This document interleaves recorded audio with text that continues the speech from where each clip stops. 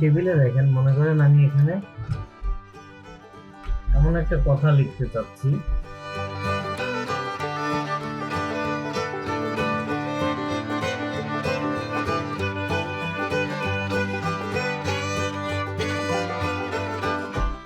R country is Bangladesh, কিন্তু এই কলমটা যতটুকু ঘর আছে এই নিচের লেখাটা নিচে চলে আসছে। আমি যদি লেখাটা সোজা রাখতে চাই, যে এক লাইনে হবে, নিচে আসবে না, তখন আমরা কি করব? হয় আমরা এই ফন্টটাকে ছোট করে দেব, 9-তে নিয়ে গেলে আমার এটা সোজা আসতেছে, কিন্তু আমরা রাখবো কত? 10 থেকে 12। তাহলে তখনও বাংলাদেশ নিচে। তখন কি করতে পারি আমরা? দেখেন, এই কলমটাকে এই চিহ্ন যখন আসবে, আস্তে আস্তে নড়াবো, এই চিহ্ন যখন আসবে তখন আমি মাউসের লেফট বাটন ক্লিক করে এটা সরাই নিতে পারবো।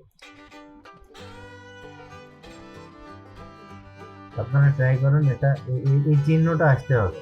এই চিহ্নটা কি দেখাচ্ছে দেখেন, একটা দাগ, দুই পাশে দুইটা অ্যারো, অর্থাৎ ডান পাশে গেলে ডান পাশে যাবে, বাম পাশে নিয়ে গেলে বাম পাশে যাবে।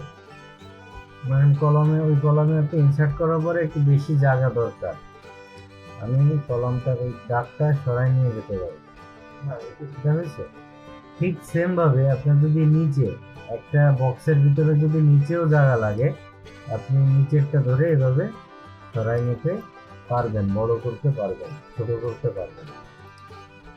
যেদিকে টান দেবেন সেদিকে ছোট হয়ে যাবে। ঠিক আছে?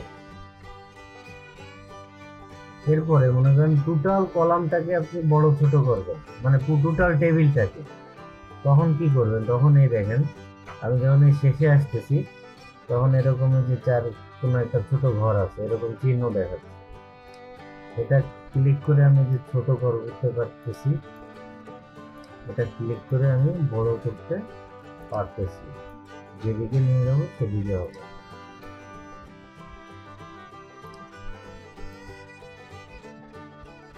ঠিক আছে?